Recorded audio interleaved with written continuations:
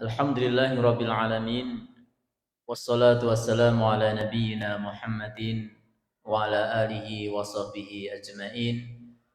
Asyhadu an la ilaha illallah wahdahu la syarika lah wa asyhadu anna Muhammadan abduhu wa rasuluh. Puji syukur kita panjatkan kehadirat Allah atas berbagai kenikmatan yang Dia berikan, Dia anugerahkan kepada kita, terlebih kenikmatan iman dan Islam, serta kenikmatan kita diberikan kesehatan, kekuatan, keistiqomahan untuk menjalankan salah satu kewajiban kita di petang hari ini, yaitu salat maghrib berjamaah. Salawat dan salam semoga senantiasa terlimpah, tercurah kepada suri teladan kita Nabi Muhammad sallallahu alaihi wasallam dan kepada seluruh keluarga beliau, kepada para sahabat, tabi'in, tabi'ut tabi'in, serta umat beliau hingga akhir zaman. Bapak Ibu jamaah yang dirahmati Allah, kembali kita berjumpa dalam majlis yang penuh keberkahan, majlis ilmu, majlis yang semoga dengan program ini kita mendapatkan tambahan pahala, mendapatkan tambahan keberkahan, rahmat, dan tentu ilmu yang bermanfaat sehingga kita bisa mengamalkan apa-apa yang kita baca, apa-apa yang kita pelajari di dalam keseharian kita.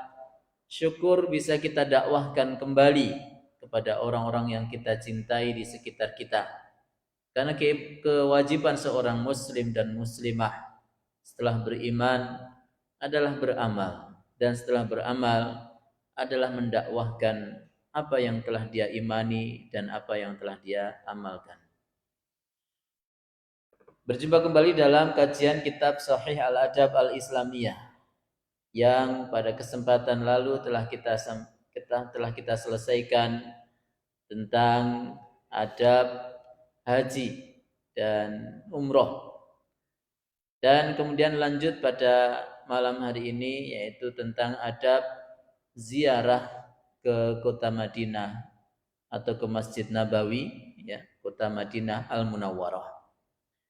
Dan kajian kitab tentu berbeda dengan kajian umum yang biasanya hanya mengangkat isu-isu terkini.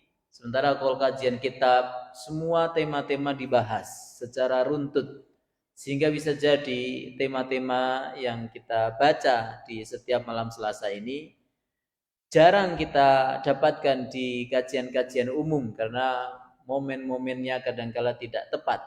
Namun karena kajian kitab, maka semua apa yang ditulis oleh penulis yang Allah rahmati dan Allah jaga beliau, kita baca semuanya sehingga kita bisa mendapatkan tambahan ilmu, baik bisa kita amalkan saat ini ataupun nanti suatu saat baru bisa kita amalkan. Karena semua ilmu adalah cahaya, semua ilmu adalah penerang hati dan bermanfaat untuk siapapun yang membaca dan mempelajari. Pertama adalah kasratus shalah fi masjidin Nabi sallallahu alaihi wasallam. Memperbanyak salat di dalam Masjid Nabawi. Rawal Bukhari an Abi Hurairah radhiyallahu anhu 'anil Nabi sallallahu alaihi wasallam qala la tushaddur rihalu illa ila thalathati masajida al-masjidil harami wa masjidir rasuli sallallahu alaihi wasallam wa masjidil aqsa. Imam Bukhari meriwayatkan dari Abu Hurairah radhiyallahu anhu dari Nabi sallallahu alaihi wasallam, beliau bersabda, janganlah kalian bersusah payah mengadakan suatu perjalanan kecuali menuju 3 masjid, yaitu Masjidil Haram, Masjidir Rasul, yaitu Masjid Nabawi, dan Masjidil Aqsa yang sekarang ada di Palestina atau di Al-Quds. Makna dari hadis ini, Bapak Ibu, terlarang bagi siapapun dari kaum muslimin bersusah payah mengumpulkan, menabung, ya, hartanya, atau bersusah payah menghabiskan waktu, tenaga, biaya untuk melakukan suatu perjalanan tertentu, baik itu untuk wisata, untuk jalan-jalan, ataupun juga untuk ibadah. Ya. Pokoknya segala kesusah payahan dalam rangka mempersiapkan suatu perjalanan tertentu itu terlarang. Itu terlarang. Kenapa? Karena tabdzir. Karena memubadirkan harta. Harta yang seharusnya manfaat untuk yang lain dihabiskan untuk perjalanan yang susah payah ini. Maka dalam agama ini kita semua akan dimintai pertanggungjawaban oleh Allah dari harta yang kita keluarkan. Tidak boleh seseorang sampai mengadakan perjalanan puluhan jam atau mengeluarkan duit sampai puluhan juta atau dengan waktu yang lama sampai dia meninggalkan kampung halamannya, ya, untuk mengadakan suatu rihlah, kalau disebutnya di sini rihlah, yaitu perjalanan jauh hanya sekedar untuk hal yang tidak disebutkan di dalam hadis ini, yaitu apa? Kecuali kepada 3 masjid. Perjalanan untuk 3 masjid ini kita susah payah nggak apa-apa. Ibarat kata kita sampai ngutang-ngutang. Seandainya kita tidak punya duit dan kita mampu suatu saat nanti untuk membayarnya, maka boleh. Khusus untuk 3 tempat ini. Seandainya kita harus menyisihkan harta, ya. Seandainya kita harus menyisihkan harta, mengurangi, ya, kebutuhan kita, pengeluaran kita perhemat dalam rangka untuk rencana menuju ke 3 masjid ini, maka dibolehkan. Seandainya fisik kita ini sangat lemah, kemudian kita bersusah payah menuju ke 3 tempat ini, boleh. Ya. Sehingga ada beberapa orang yang sakit, ada orang yang sudah sepuh, ya, ada orang yang kadangkala sangat sibuk. Kalau dalam rangka menuju kepada 3 masjid ini dibolehkan. Tapi kalau tempat lain bersusah payah pergi kemana padahal fisiknya tidak kuat, kadangkala harus ngutang sana ngutang sini, maka tidak diperbolehkan. Ya. 3 tempat itu adalah Masjidil Haram wa Masjidir Rasul, yaitu Masjid Nabawi yang di kota Madinah, ya, dan Masjidil Aqsa. 3 tempat ini harus menjadi cita-cita kita semuanya supaya kita bisa mengunjunginya dengan segala kesungguhan, dengan segala pengorbanan, dengan segala kesusah payahan kita supaya kita bisa berkunjung ke tempat ini, maka semuanya akan melahirkan pahala. Ibarat kata misalnya kita punya suatu barang yang bisa kita jual, ya, maka boleh, ya, dalam rangka untuk berkunjung ke 3 tempat ini. Tentu saat ini yang kita bisa mampu ke sana adalah Masjidil Haram dan Masjid Nabawi. Sementara kalau Masjidil Aqsa, ya, semoga Allah SWT berikan kemenangan, berikan kemerdekaan kepada kaum muslimin yang menjaga Masjidil Aqsa dari segala penjajah bangsa Israel. Allah laknat atas mereka. Wa fi sahihain an Abi Hurairah radhiyallahu anhu yablughu bihi an-nabiy sallallahu alaihi wasallam qala salatun fi masjid hadha afdalu min alfi salatin fi ma siwa illa al-masjidil haram. Hadis yang kedua di dalam kitab Bukhari dan Muslim dari Abu Hurairah radhiyallahu anhu, yang sampai dengannya Nabi sallallahu alaihi wasallam beliau bersabda, satu solat di masjidku ini lebih utama dari 1000 solat tempat lain kecuali Masjidil Haram. Maksudnya adalah pahala yang didapatkan solat, satu solat saja di Masjid Nabawi, maka pahalanya lebih banyak dari 1000 solat yang dikerjakan di tempat lain. Dikerjakan di tempat lain. Meskipun masjidnya mungkin ada di sana yang lebih bagus, ya, ada yang mungkin lebih nyaman. Karena beberapa area Masjid Nabawi yang kurang nyaman, misalnya di suasana misalnya Ramadan pas musim haji yang penuh padat, mungkin jenengan sholat di sana kurang khusyuk sekalipun, ya, atau kurang bersih sekalipun, itu tetap seribu kali lipat daripada sholat di tempat lain, di masjid yang mungkin lebih aman, lebih longgar, lebih mungkin dekat dengan rumah kita dari sisi pahalanya. Sehingga misalnya kita sholat di Masjid Nabawi satu sholat subuh misalnya, maka subuh kita di Masjid Nabawi itu lebih utama daripada 1000 sholat subuh di tempat lain, di masjid kita di Bantul ini atau dimanapun. Fi masjidillah illal masjidil haram, kecuali Masjidil Haram. Kenapa? Karena dalam hadis yang lain disebutkan bahwa satu sholat di Masjidil Haram itu lebih utama dari 100.000 sholat di tempat yang lain. Kebayang Bapak Ibu, kita satu hari saja sholat di Masjidil Haram, maka pahala dari sholat kita di Masjidil Haram itu tidak bisa ditandingi dengan sholat sepanjang hidup kita di tempat lain. Karena 100.000, tidak mungkin seseorang itu dalam satu umurnya bisa melaksanakan 100.000 kali sholat. Kecuali orang yang memang sangat rajin sholat, ya, satu hari mungkin dia sholat sunnah yang banyak begitu, ya, dalam rangka untuk mencapai 100.000 itu. Tapi hampir tidak ada. Satu hari mungkin kita paling banyak sholat itu berapa? Dari sholat wajib ataupun sholat sunnah di total satu hari, katakan misalnya 50 kali sholat, 50 kali 365 hari, baru berapa? Kali berapa tahun, baru berapa? Ini 100.000 Bapak Ibu. Satu sholat di Masjidil Haram lebih utama, ya bukan setara, ya, lebih utama daripada 100.000 sholat di tempat yang lain.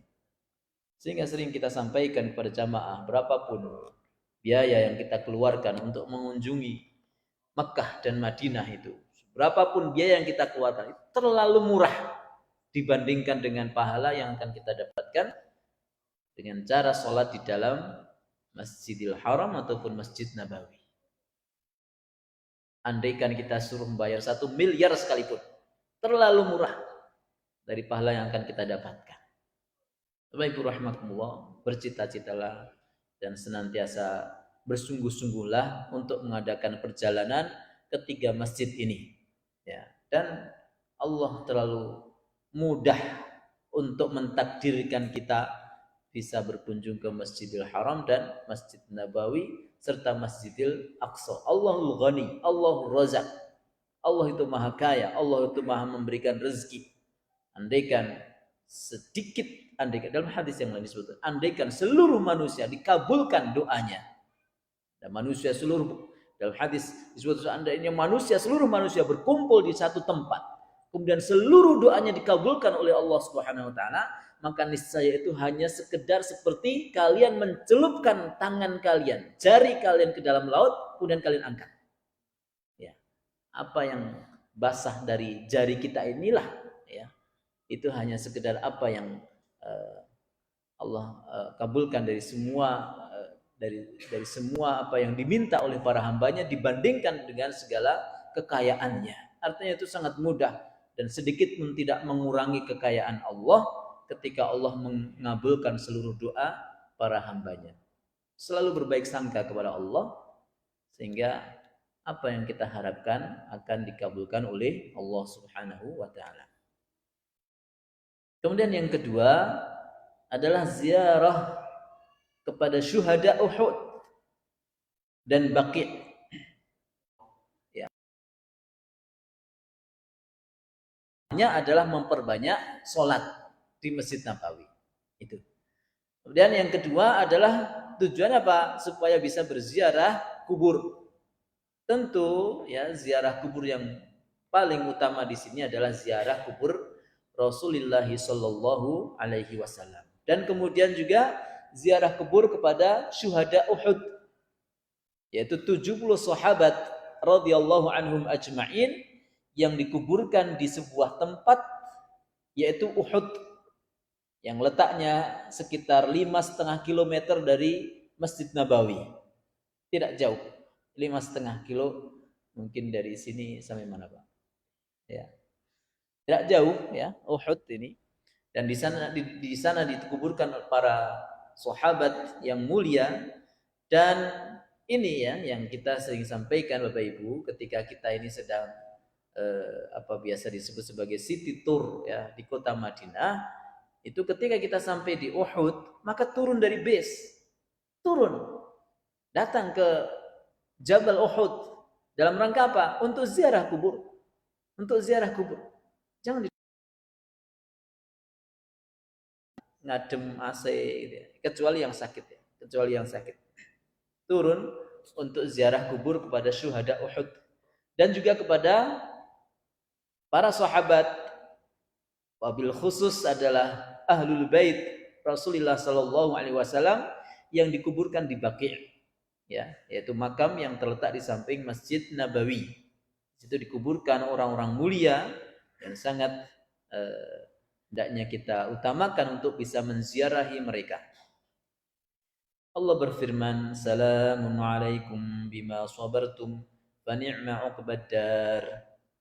Ar-Ra'd ayat 24, keselamatan atas kalian atas kesabaran kalian, maka sungguh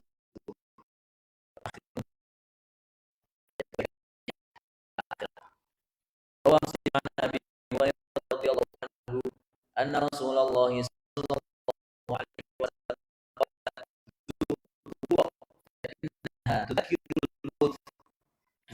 ziarah kubur, maka sesungguhnya ziarah kubur itu mengingatkan kematian.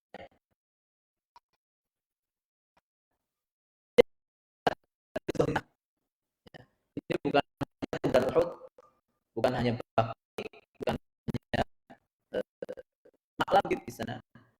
Tiga yang diziarahi saat kita di Madinah dan Mekah. Tapi semua kuburan, ya, semua kuburan kaum muslimin, maka ada perintah dari Rasulullah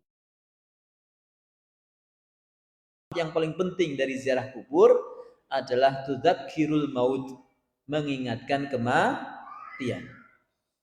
Nah, kalau panjenengan pengen ya supaya tambah kekhusyukan ketika sholat, ya, tambah kita ini ingat kepada akhirat, maka ziarah kubur. Ziarah kubur itu cara paling efektif iling dunia terus.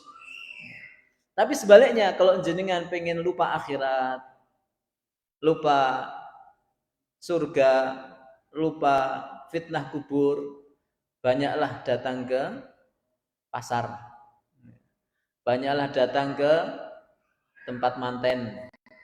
Pokoknya senangnya tempatnya orang guyang-guyu, banyak orang bahagia di situ, biasanya akan melupakan kita dengan akhirat. Maka lihat hati kita, seberapa butuh dia dengan ingat kepada akhirat. Ketika hati kita sudah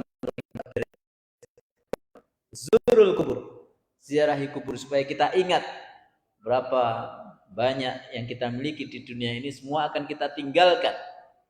Rumah yang besar, sawah yang luas, bojo sing ayu, bojo sing ganteng, anak sing nyenengke, tangga sing ala gawean sing masyaallah, duit sing pirang-pirang ember, ya. Semua kita tinggalkan. HP yang setiap hari kita pegang, kadang lebih banyak kita pegang daripada Quran kita, ya. Ini semua akan kita tinggalkan dan kita akan menuju sebuah lubang yang tidak ada bagus-bagusnya sedikit pun, ya. Lubang yang tidak ada kenikmatan apapun di dalamnya, kecuali orang-orang yang Allah rahmati mendapatkan kenikmatan kubur. Kemudian pertanyaan penting, hukum ziarah kubur itu apa? Karena kita semua kan dalam melakukan suatu ibadah itu kan harus tahu hukumnya. Contoh misalnya, jenengan salat maghrib hukumnya apa? Wajib. Ba'diyah ba'da maghrib sunnah. Ya. Minum khamr haram, ya, pacaran haram. Nah, ini kita dalam melakukan suatu amalan itu kan kita harus tahu hukumnya. Nah, hukum ziarah kubur itu apa? Wajibkah? Sunnahkah? Makruhkah? Haram? Kemarin menarik saya. Ada satu ya, pertanyaan dalam pelajaran akidah saya, apa hukum ziarah kubur? Ada santri yang menjawab haram. Waduh, aku mulang ngopo sing salah ya. Apa anaknya tidur atau gimana dia? Dalilnya Rasulullah memerintahkan zurul kubur, ziarahilah kubur. Ya. Karena kadangkala ada hal-hal yang kadangkala sepertinya karena jarang kita lakukan sehingga seakan-akan perbuatan itu sesuatu yang tidak dituntunkan. Tapi kalau memang itu ada perintahnya, baik kita lakukan atau tidak, jarang kita lakukan atau sering, maka dasar hukumnya adalah dalil. Bagaimana kita menyikapi amalan tersebut. Maka hukumnya adalah dalam sebuah kaidah usul fikih, al-amru ba'da tahrimi yufidul ibahah. Perintah yang datang setelah diharamkan maka maknanya adalah mubah. Dalam ziarah kubur Rasulullah sebelumnya pernah melarang dengan sabdanya, kuntu nahaitukum an ziyaratil kubur ala fazuruha. Dulu aku larang kalian ziarah kubur. Rasulullah pernah melarang. Jadi kalau santri tadi menjawab haram tapi ditambahi dulu, mungkin boleh. Karena aslinya ziarah kubur dulu memang diharamkan oleh Rasul. Kuntu nahaitukum an ziyaratil kubur. Dulu aku larang kalian ziarah kubur. Kenapa? Saya sambung dulu hadisnya. Ala fazuruha. Sekarang ziarahilah. Artinya larangan itu sudah dihentikan oleh Rasulullah Shallallahu Alaihi Wasallam. Kenapa pada awalnya dilarang? Karena orang ziarah kubur salah niat. Karena orang ziarah kubur salah niat. Ketika iman ya kaum muslimin pada awal-awalnya belum kuat, mana yang boleh.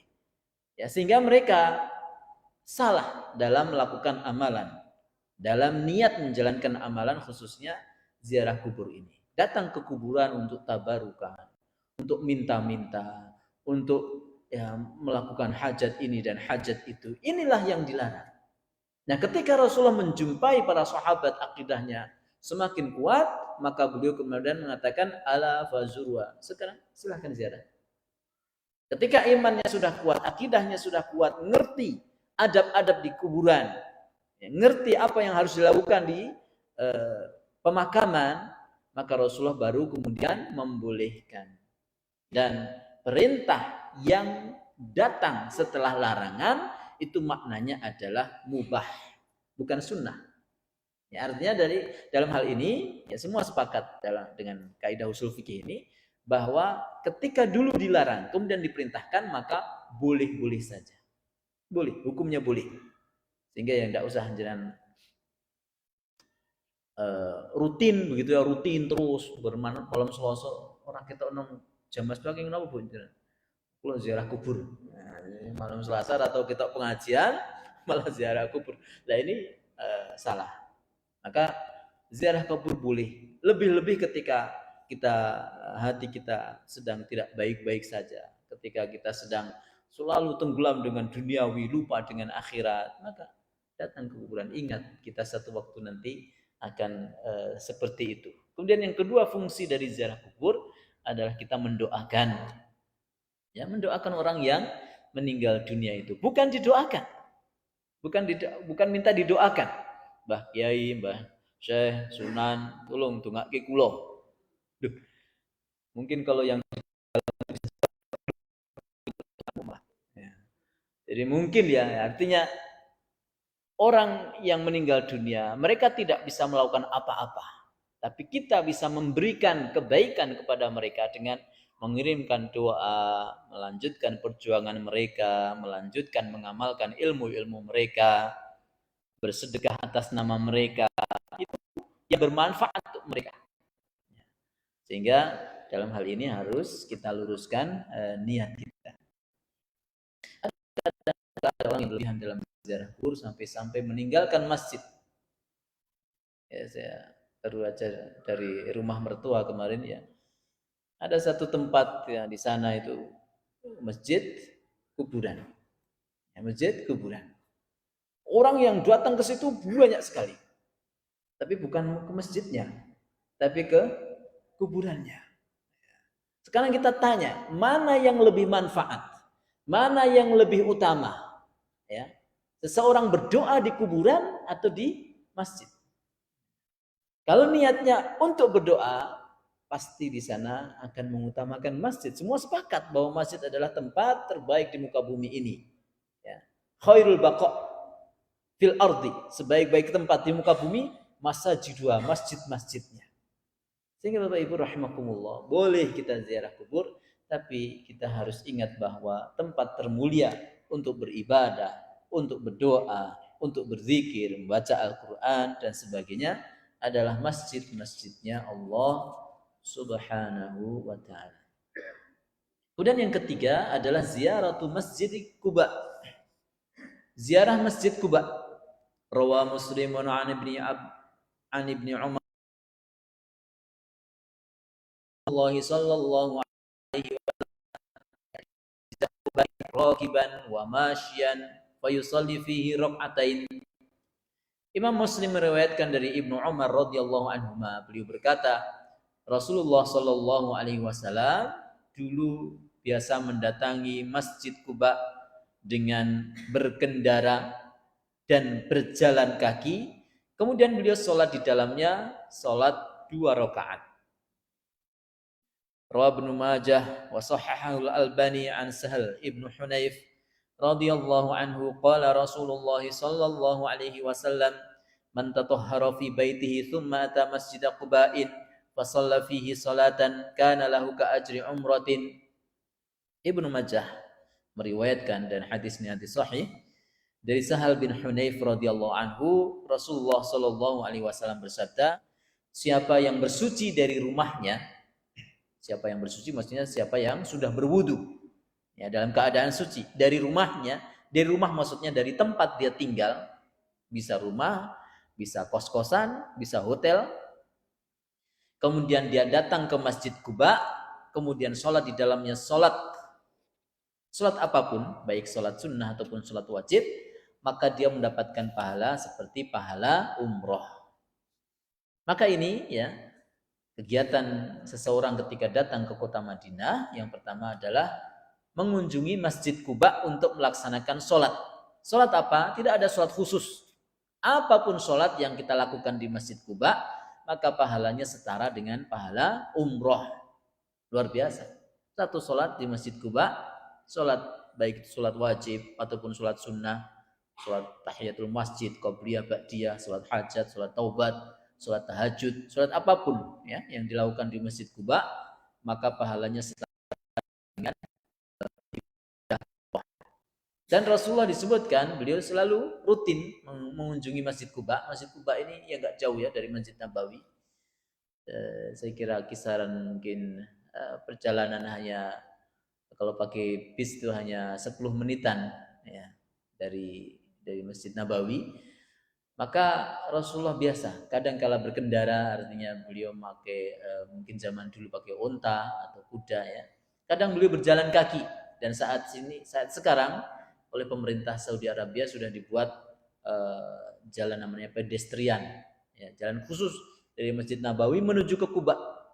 Jalannya dibikin bagus, lurus ya, kemudian dibikin warna merah dan indah sekali kalau malam.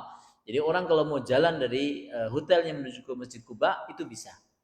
Dalam rangka apa? Mengikuti sunnah Rasulullah Shallallahu Alaihi Wasallam. Karena Rasulullah kadang-kala berkendara, kadang-kala berjalan kaki. Sehingga Bapak Ibu kalau panjenengan misalnya nanti di bulan Ramadan mau umroh gitu, jadwalkan malam hari setelah misalnya setelah taraweh, jalan dari hotel ke Masjid Kuba, sesekali jalan ya. Dan sholat di Masjid Kuba 2 rakaat, balik ke hotel, istirahat, nunggu sahur. Rasulullah kadang hari Kamis, kadang-kala hari Selasa, kadang-kala hari Sabtu, ya. Dulu diriwayatkan datang ke Masjid Kuba, sholat di situ, kemudian balik lagi. Masjid Kuba adalah masjid yang dibangun Rasulullah SAW pertama kali di Madinah sebelum Masjid Nabawi. Ya. Sehingga ketika beliau hijrah dari kota Mekah menuju ke kota Madinah, sebelum beliau membangun Masjid Nabawi, beliau mampir dulu ke Kuba, ke Masjid Kuba ini. Sehingga ini masjid yang mulia, yang Rasulullah Shallallahu Alaihi Wasallam, dan pahalanya yang besar, yaitu setara dengan umroh. Kemudian yang keempat, al-iktsaru minas salati wassalami alaihi sallallahu alaihi wasallam. Adab yang keempat adalah memperbanyak sholawat dan salam atas Nabi sallallahu alaihi wasallam. Rawa Abu Dawud wa sahahahu al-Albani an Abi Hurairah radhiyallahu anhu qala Rasulullah sallallahu alaihi wasallam la taj'alu buyutakum qubura wa la taj'alu qabri 'ida wa sallu alayya fa inna salatakum tablughuni haitsu kuntum. Imam Abu Dawud meriwayatkan, dan ini di hadis yang sahih dari Abu Hurairah radhiyallahu anhu, beliau berkata, Rasulullah Shallallahu alaihi wasallam bersabda, jangan kalian jadikan rumah-rumah kalian itu seperti kuburan. Apa maksudnya? Kuburan itu identik dengan tempat yang tidak dipakai untuk ibadah. Ya. Tidak ada sholat di dalamnya, tidak ada bacaan Quran di dalamnya, tidak ada ibadat-ibadat umum yang bisa dilakukan di kuburan. Sehingga ketika kita menjadikan rumah kita sepi dari peribadatan itu, maka rumah kita itu seperti kuburan. Maka Rasulullah melarang di sini kan, jangan kalian jadikan rumah kalian seperti kuburan.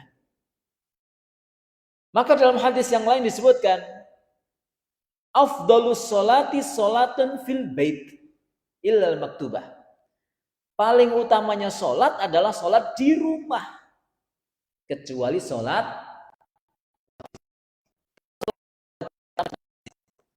sunnah, utamanya di rumah. Jangan terlalu banyak orang itu beribadah di masjid terus sehingga rumah kadang-kala tidak dipakai untuk zikir, baca Al-Quran, sholat sunnah. Lakukan sholat sunnah di rumah. Bapak Ibu, kalau perlu, seandainya rumah kita agak sedikit besar, buatlah satu ruangan khusus yang dipakai di situ untuk beribadah. Satu keluarga kita, ibarat semacam mushola kecil lah. Pakailah di situ setiap ba'da maghrib, ngaji tadarusan dengan anak-anak, zikir, ya, ngajari anak-anak baca doa, ya. Wabil khusus juga bisa tahajud bareng, ngajari anak-anak tahajud dan sebagainya. Sehingga apa? Sehingga rumah kita itu rumah yang barokah. Rumah orang kurus tinggu turu mongan mangan ngombang-ngombe klumbrak-klubruk ya. Rumah yang manfaat, rumah yang barokah untuk ketaatan kepada Allah SWT. Karena apapun ya, sesuatu yang barokah itu adalah sesuatu yang manfaat untuk mendekatkan diri kepada Allah. Itu ya, kalau kata kuncinya barokah itu adalah manfaat. Jadi kalau jenengan langsung mendengar, apa itu artinya barokah? Barokah itu manfaat untuk kebaikan. Kendaraan yang barokah berarti kendaraan yang manfaat untuk kebaikan-kebaikan. Rumah yang barokah, rumah yang manfaat untuk ketaatan kepada Allah SWT. Anak yang barokah, istri yang barokah, suami yang barokah, itu adalah ya, orang-orang yang bisa dengannya itu kita semakin dekat kepada Allah Subhanahu wa ta'ala. Harta yang barokah apalagi. Demikian. Wala taj'alu qabri 'idan, dan janganlah kalian jadikan kuburan sebagai id. Id itu kita langsung tergambar. Id itu adalah hari raya Idul Fitri, Idul Adha. Rasulullah melarang kuburannya sebagai id. Apa itu Id? Yaitu tempat yang rutin dipakai untuk berkumpul setiap tahun. Idul Fitri, Idul Adha itu kan identiknya orang kumpul-kumpul melakukan sebuah ritual atau sebuah perayaan ya, dalam rangka untuk mendekatkan diri kepada Allah. Rasulullah sudah melarang. Wala taj'alu qabri idan. Hadis sahih ini. Janganlah kalian jadikan kuburanku semacam id, tempat berkumpul untuk melakukan aktivitas tertentu, peribadatan tertentu ya, setiap saat.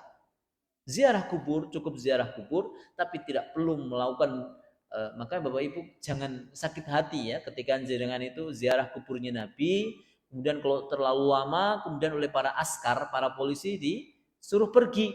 Haji, langsung suruh pergi. Jangan sakit hati karena memang Rasulullah melarang. Rasulullah melarang seseorang itu melakukan apa ya, semacam zikir-zikir tertentu, ritual-ritual tertentu di kuburannya.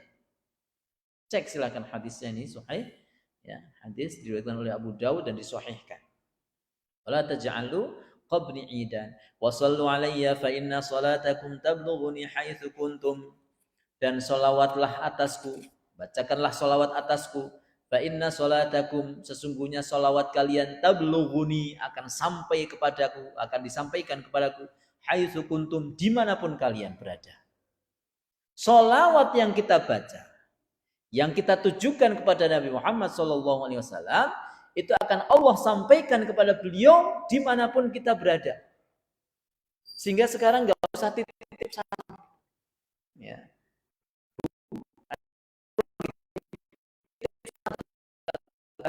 Lu ngapa jenengan kedah titip salam? Jenengan baca sholawat sekarang di Jamasba, sholawatin jenengan itu Allah sampaikan langsung kepada Kanjeng Nabi. Tidak perlu sampai ke Madinah. Ini Rasulullah yang menyampaikan, wa sallu alayya fa inna salatakum tablughuni haitsu kuntum. Bacakanlah sholawat atasku, dan sesungguhnya sholawatmu akan sampai kepadaku dimanapun kalian berada, di ujung dunia sekalipun. Ini istilahnya ya, kemuliaan atau kehormatan yang dimiliki oleh Nabi Muhammad SAW daripada nabi-nabi yang lain. Sholawat yang dibaca oleh siapapun akan disampaikan Allah kepada beliau. Maka jenengan kalau kepada Rasulullah SAW pengen dengan beliau dan panjenengan pengen dikenali oleh beliau di hari akhir nanti. Ya, di akhir Rasulullah belum saat ini di dunia ini, Rasulullah tidak pernah ketemu kita, nggak ngerti hidung kita kayak apa, Rasulullah nggak ngerti. Tapi kita nanti butuh syafaat beliau. Bagaimana Rasulullah itu mengenali kita? Coba, jenengan keluar KTP Nabi, KTP ini jenengan nggak ada tulisan umatnya Muhammad, nggak ada. Bagaimana jenengan mau dikenali oleh Rasulullah? Coba. Semua orang boleh mengeklaim dirinya. Kalau umat ini jenengan Kanjeng Nabi, semua orang boleh mengatakan itu. Tapi siapa orang yang paling dikenali Rasulullah? Hadis ini lihat. Hadis ini penting. Sesungguhnya sholawat yang kalian baca akan Allah sampaikan kepadaku dimanapun kalian berada. Artinya apa? Ketika kita semakin banyak membaca sholawat untuk beliau, Allah akan menyampaikan kepada beliau bahwasanya si fulan membaca sholawat untukmu, bahwasanya si fulan disebut namanya, karena nama yang kita pegang saat ini adalah nama yang kita pakai sampai surga nanti. Jadi kalau mau ganti nama ya monggo, mumpung tasih gesang. Kalau enggak jenengan ganti namanya ya nama jenengan itu sak lawase. Selamanya namanya jenengan itu, dan jenengan akan dipanggil oleh para malaikat, dipanggil oleh Rasulullah SAW dengan nama-namanya jenengan. Dan apa catatannya malaikat ketika kita membaca sholawat? Yang dicatat yaitu fulan, namanya fulan, membaca sholawat untuk engkau Rasul. Demikian. Maka kalau kita mau dikenali Rasul, kalau kita mau mendapatkan syafaat beliau, bacalah banyak-banyak sholawat atas beliau. Dan Rasulullah sedikit pun beliau tidak tambah mulia atas sholawat yang dibaca oleh umatnya. Beliau sudah mulia, beliau sudah di tempat yang namanya disebut maqam mahmudah. Beliau andaikan umatnya semuanya kafir sekalipun, semua umat sampai hari kiamat kafir sekalipun, Rasulullah itu sudah mulia sendiri. Tapi sholawat yang dibaca oleh umatnya bermanfaat untuk pembacanya sendiri, bukan kepada Rasulullah. Karena ada orang yang kadang-kala menuduh, loh, Nabi ini umat Islam kok ijih butuh didongake. Loh, Nabi itu sudah selamat dengan sendirian, didoakan atau enggak didoakan, dicaci maki ataupun dipuji, Nabi Muhammad itu sudah selamat, sudah jamin surga, maksum beliau. Ya. Tapi ketika kita membaca sholawat, maka sholawatnya itu akan balik kepada diri kita sendiri, yaitu dengan hadis berikutnya, rawa Muslimun an Abdullah bin Amr ibn As radhiyallahu anhu ibn As Rasulullah sallallahu alaihi wasallam, man shalla alayya salatan sallallahu alaihi biha ashron. Nah, Muslim meriwayatkan dari Abdullah ibnu Amr bin As radhiyallahu anhuma, beliau berkata, Rasulullah sallallahu alaihi wasallam bersabda, siapa yang membaca solawat atasku satu solawat, maka Allah akan bersolawat untuknya 10 kali. Nah ini fadilah dari membaca solawat. Jadi yang mendapat manfaat kita, ketika kita membaca solawat, satu solawat, maka Allah akan bersolawat 10 kali. Apa maksudnya Allah bersolawat? Yaitu Allah membalas solawat kita dengan rahmatnya. Dengan 10 rahmat. Satu solawat dibalas dengan 10 rahmat. 10 kasih sayang Allah subhanahu wa ta'ala. Dan solawat yang paling utama dan solawat yang paling baik adalah solawat yang biasa kita baca di dalam tahiyat. Seluruh ulama sepakat bahwa solawat yang terbaik, afdalus salawat, seutama-utamanya solawat adalah solawat yang kita baca ketika tahiyat atau biasa dikenal dengan solawat Ibrahimiyah. Salawat Ibrahimiyah yaitu Allahumma sholli ala Muhammad wa ala ali Muhammad. Ya, kita mengucapkan, ya Allah berikanlah salawat atas Nabi Muhammad wa ala ali Muhammad, dan kepada keluarganya Nabi Muhammad. Keluarga Nabi Muhammad adalah istri beliau, ya, anak-anak turunnya beliau seluruhnya sampai hari kiamat. Ya, ini adalah orang-orang yang layak mendapatkan salawat setelah Nabi. Ya, Allahumma sholli ala Muhammad wa ala ali Muhammad kama shallaita ala Ibrahim, sebagaimana engkau berikan sholawat kepada Nabi Ibrahim, wa ala ali Ibrahim, dan atas keluarganya Nabi Ibrahim. Keluarga Nabi Ibrahim, seluruh keturunan beliau itu adalah alu Ibrahim.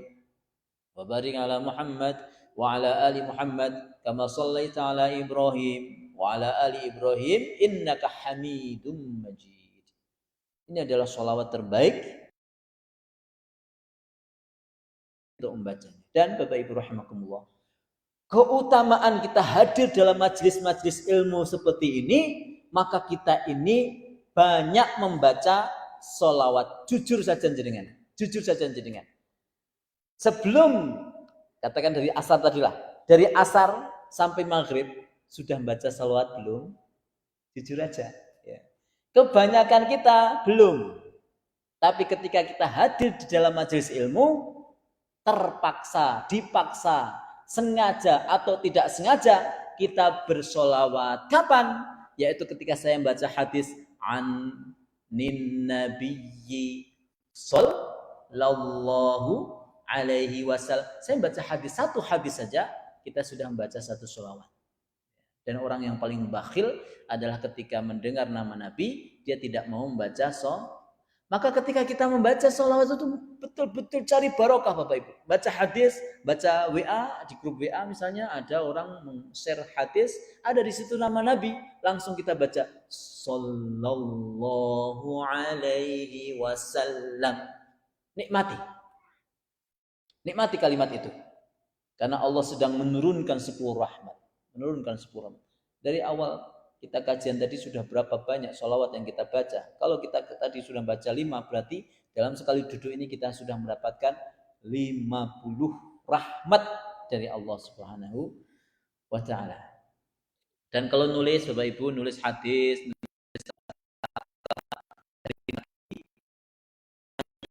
nulis Nabi Muhammad SAW, Allah SWT. Sahabat Abu Hurairah RTTA. Tulis, jangan bakhil, tulis sallallahu alaihi wasallam. Subhanahu wa ta'ala, radhiyallahu an.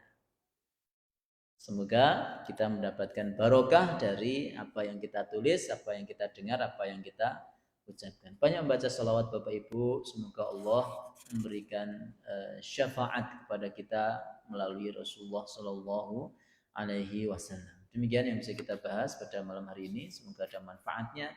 Wa akhiru da'wana sallallahu ala nabiyyina Muhammadin wa ala alihi wa sahbihi ajmain. Assalamualaikum warahmatullahi wabarakatuh.